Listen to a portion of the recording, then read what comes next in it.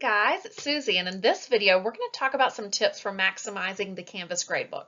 Now do not turn off the video if you don't already use the gradebook. If your district doesn't require it, you're like, nope. Just maybe check it out. And if you've been using it forever and you think you know all there is to know about, maybe you don't. So I would love to hear, I'd love for you to put your listening ears on, watch it, see what you find out, and then leave me a comment and let me know something new, something exciting, something you're going to try. Okay, so stay tuned for all my tips for how to use the gradebook better in Canvas. So I'm in my Canvas for Littles course. I'm going to go into the gradebook. And I've taught this, y'all, in so many different places. So some have grades, some don't.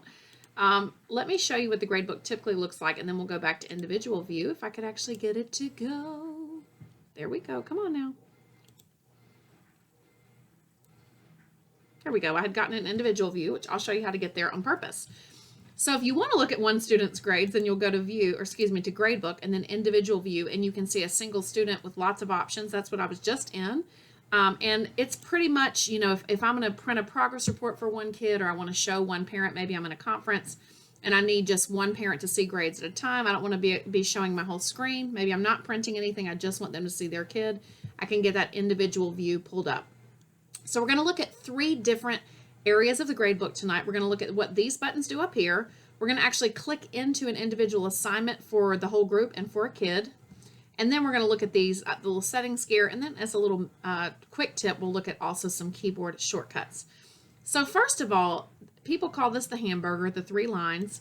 But you can use the hamburger to make your screen give you a little bit more room for the gradebook, which can be nice if you're doing lots of grades at a time. I know we were required to put in grades every week, but if you know you're kind of behind on that and you need to put in several, that'll give you some more room. Under gradebook, you can see your gradebook history, so you can see when you've changed grades, what you've changed. Let's go in and look at that. You can see, you can start searching by student. So if I want to search for Erin, I can pull her. Who graded it? I mean, I'm the only grader in my class, so that doesn't matter. But if you need to go back and see, maybe you think you accidentally typed over a grade or something, you can go back and you can search for a particular student or a particular date and find your gradebook history, which is really handy. I don't know about you, but sometimes I've had I use a paper grade, or I did use a paper grade book on my clipboard because I like to track if I had already put grades in for late kids who turned it in later, blah, blah, blah. I had a whole color coding system. And so sometimes I would get to typing and I would not realize a kid had withdrawn from my class and was still on the roster. So I had typed into the wrong box by the time I was, you know, just typing all the way down. So it's good to have a gradebook history that you can go back and search, okay? Also, if maybe you do have a co-teacher who you think maybe has accidentally messed something up, then you've got that option as well. Okay, so going back here, again, you can collapse it there. You've got a couple views on the gradebook, but let's look at the word view. And I like that you can arrange this. I like to always arrange newest to oldest. I think my math teacher in high school, maybe freshman year or something, was like, always just keep your most recent assignment on top, and that just helped me. So in my gradebook, I like to see the newest assignment first because that's what I'm going to be putting grades in probably now for most kids. But you can also arrange by what module it's in or how many points it was worth. You are the boss of you. You know, Bobby Brown. It's your prerogative. Do what you want to do. You can also filter. Now, just like in Excel, a filter doesn't delete anything. It just changes what you're viewing at that moment. It's the same thing as when I made that calendar video, which if you haven't watched it, go back and watch that. But I made a calendar video and showed you that you don't have to be looking at every class or every course at one time. So this just says, okay, I want to see a certain assignment group. Now, this is going to be boring for me. I have all mine in one category. But when I was a teacher, I might have had a classwork homework category, a test and essays category, and then a quiz category, and then maybe something else, okay? And so I could filter by just a certain assignment group. Again, it's not very exciting to look at here, but you would have that ability. Or you could go back and filter by modules. So you could say, hey, I just want to see the assignments I gave them in storing resources for littles, which there wasn't anything. Let me see, accessibility in Canvas. So if you had an assignment that you had given in that module, you could just look at that at one time. So I'm going to turn off my filters under the view. I'm going to go back and just check them again, and that will uncheck them. You also can look at statuses. So when I click that, you can customize colors in your gradebook. And I call myself an OG with Canvas because I've been using this since before there was only like one, I think, status at that time. but they've been good about listening to their customers, which is nice. Now, one thing I don't like is if I want to designate a status that says, hey, I got this work, but it was late, or I got this work and I excused it for whatever reason. I didn't get it, but I excused it. I want these to stand out a little bit more than these little pastel Easter egg colors. That used to be what I said about OneNote. I'm like, can y'all get some brighter colors? They did, and you can. So I am going to go into, for example, late. I want that to turn a bright mustard yellow. Now I have just copied to my clipboard, if it's still there, this hex code, and I want this to be really bright in my gradebook. If you can't tell, I use that color a lot. And so now if somebody turns something in late, it'll turn yellow. You can't see it here because, you know, this is just a pretend course. But you would see that code populate in the gradebook. So you can customize the statuses by going to these three dots and then applying colors. Okay, you cannot give custom statuses here, but you can put colors in to help designate. What else can you do? You also can show some extra columns here. You can show a notes column. Now this note is for nobody but you, but if I need to put something in like that says enrolled in my class 3-1, excuse other assignments or something. That'll just be for me. Parents and students can't see it, but I do have a note there if I need it. You also can show unpublished assignments if you need to. To me, that would be confusing because then I would not know if they were actually published or not. So you can view and show unpublished assignments, but I'm going to turn that one off.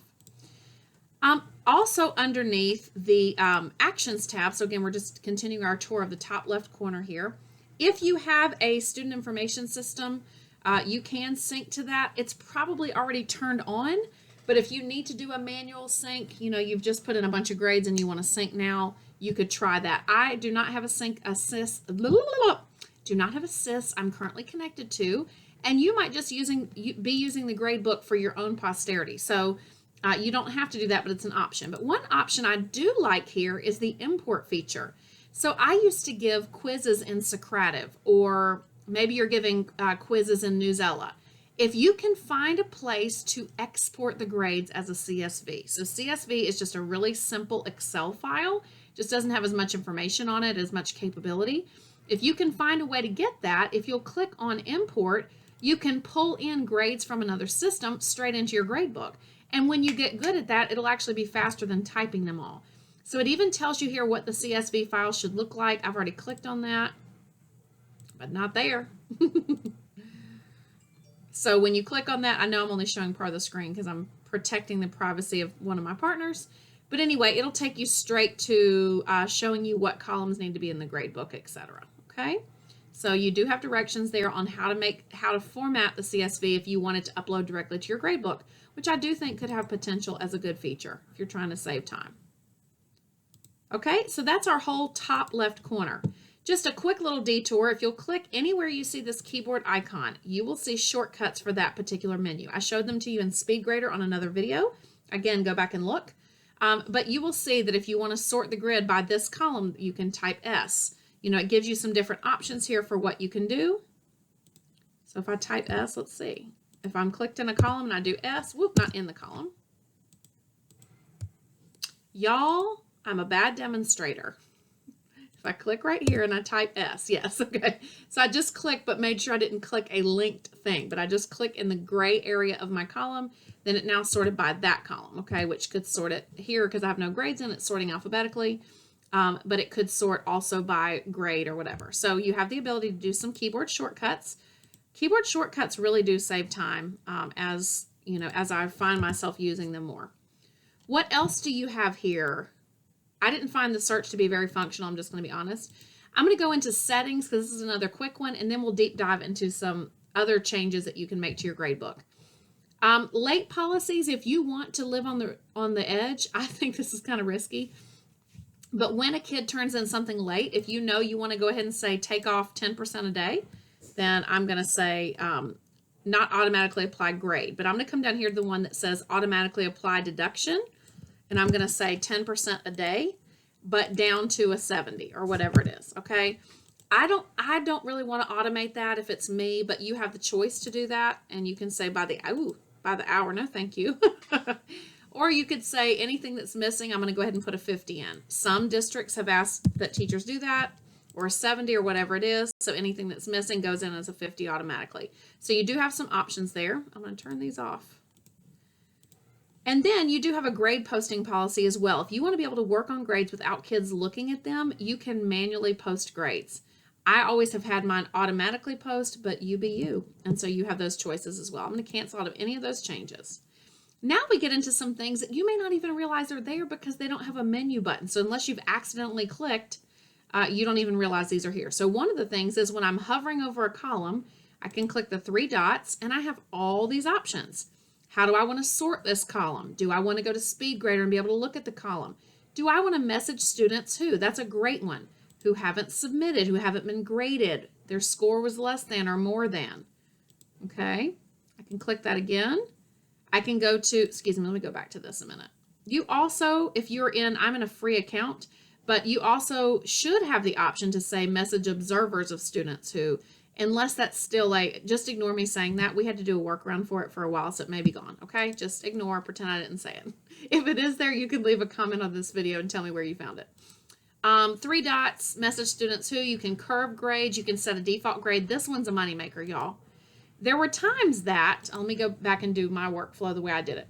Okay, there were times that I had, let me just sort this by name again, by first name, blah, blah, blah. I was trying to get it to sort, it doesn't matter.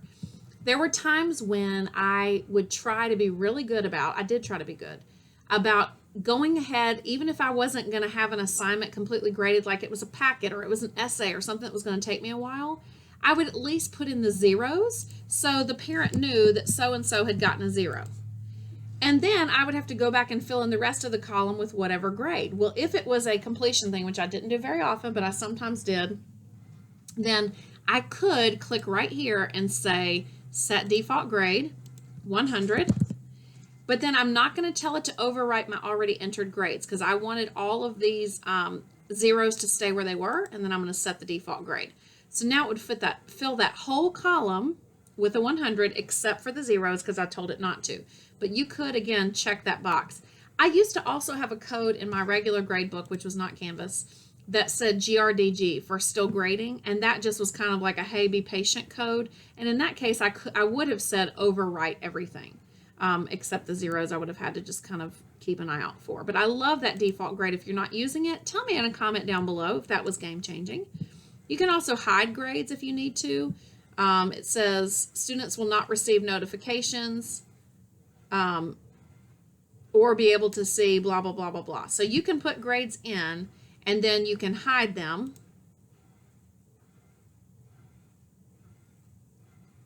And look, it gives you a crossed out eyeball. You don't want to leave grades hidden when the end of the semester or the quarter is coming, but you can hide them while you're working like I showed you earlier. You can also enter grades by points or percentage, and then here's the grade posting policy, which is the same way to get back to what I showed you earlier. Do you want to post automatically or manually?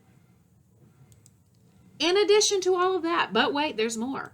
If you click on a particular kid, you can click this little door with an arrow, and it will take you out to where you can type in a grade, put in a code. So instead of going all the way out to SpeedGrader, see how now you can see what it looks like on the column. Instead of going out to SpeedGrader, I can leave my comments right here. So if I needed to change something for just one kid, it might be faster than going to SpeedGrader to just do that. And I just got to be a happy clicker because I spit on my keyboard. Of course you needed to know that. Anyway, so I hope some of these helped you. I want to give you a couple little tips, so stay tuned. If you are someone who is on my mailing list or has watched many of my videos that are not necessarily the newer ones, I've talked about gamified learning, which is when we encourage kids to learn via badges and missions and XP and leaderboards. Or you might be why most of you are here is because you teach little kids. And so for either of those reasons, I wanted to show you a setting that you can turn on with principal permission with district accessibility. I'm just showing you that it's here. Under your settings menu, which you click settings on the sidebar, and then the final tab, feature options, there is an option for a learning mastery gradebook. And it tells you what it is right here. But basically, instead of it just being traditional grades, you have the ability to put standards in and rate kids on mastered, near mastery, or remedial. And so it looks like a grade book, but you're able to also align it to outcomes, which are the Canvas version of standards. Maybe I'll make a video on that one day. And so anyway, if you get permission to turn that on or want to check it out, you just come over here and you can enable it, and then you'll be able to see that type of gradebook. So I just wanted you to be aware that it is there, and it is a little bit different than the traditional gradebook. This feature didn't really seem to be long enough to be in its own video, but it was asked by a viewer last week, so I thought I would tag it onto this one because grades, assignments, they kind of go together. So anyway, this viewer was asking, she said, Suzy, I'm using groups. I love your groups video, which if you haven't watched it, go back and do that. But she said, I don't want all the kids in the group to get the same grade.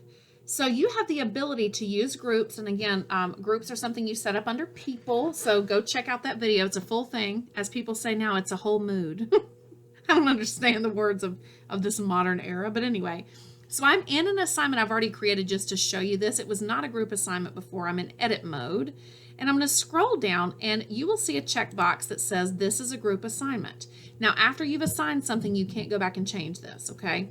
So I'm going to click this is a group assignment. And then I want you to notice it's going to ask you, well, actually, I've already done it, so I guess it's going to jack me up here. But anyway, it'll take you into a menu. As soon as you check that box, it'll say, hey, what's the name of your group?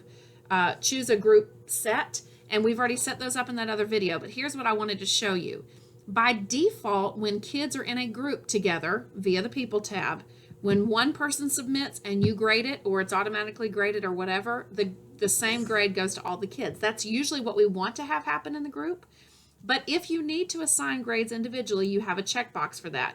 You won't see it until you first check this is a group assignment, go in and check your options, and then when you save and come back out, then you'll see this button that says assign grades to each student. So if I did need to give you some bonus points because you really pulled the group and the other kid did not, I can adjust those, okay? So this will look a little different for you. It'll have a group set, but you can come up, check this, change the menu, and then check this box if you want to be able to adjust assigning grades to each student even though they're in the same group. Okay, just thought I would throw that bonus tip in. I hope this has been helpful. Hey guys, I put my heart into these videos, so I hope you loved it. I hope you've loved all of them, but if you haven't, then make sure you go back and watch the previous videos. I'm making playlists for you all the time. So if you're somebody who wants time savers, there's a playlist for that. If you want to gamify, playlist for that. And all of my themes of my blog. So did you like it? Go ahead and click the thumb below. If you really liked it, I'd love if you shared it on your favorite social media channel. I'm at Suzy Lolley on Twitter. And then finally, my very favorite is if you subscribe. Subscribe to YouTube and subscribe on the blog. Take care.